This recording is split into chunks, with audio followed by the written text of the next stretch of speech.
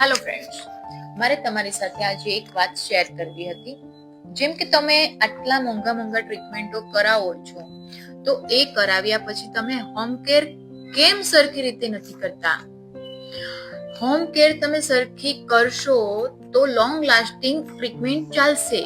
અને બીજી વસ્તુ એ છે કે હોમ કેર સરખી નહીં કરો, રેગ્યુલર 2 મંથ સ્પા નહીં કરાવો, પછી તમે આવશો અને અમને કહેશો કે હેરફોલ થાય છે, તો એનું અમે તમને કઈ સમજાવી નહીં શકીએ.